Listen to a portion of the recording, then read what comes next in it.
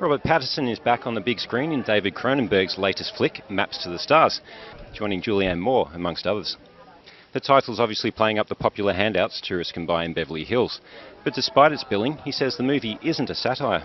I think it's relatively kind of realistic. I mean, I don't think it's too much. I don't think it's too much of a caricature of anyone. I mean, I've met plenty of characters like the ones in the movie, and I think they're dealt with quite sympathetically as well. I mean, I don't think it's trying to hurt anyone in the movie, even though, I mean, they're kind of a lot of people with a lot of psychological issues. But yeah, I think it's funny just because the people themselves are interesting, the characters themselves are interesting and funny. It's not necessarily because of the tone of the movie. So I think some of the conversations with like the agents and stuff seem like they're very verbatim. There's one scene, I remember the young kids who are in a bar.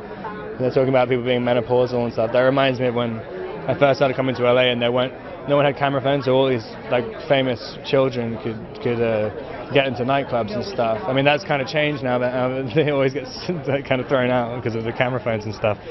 But I remember when I first came there when I was like 20, and there'd be 15-year-olds getting wasted in a nightclub, and it's just this different set of rules for famous kids.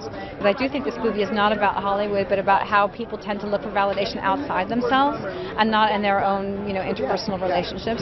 And that ultimately is what isolates them, makes them so sad, is not reaching out to one another.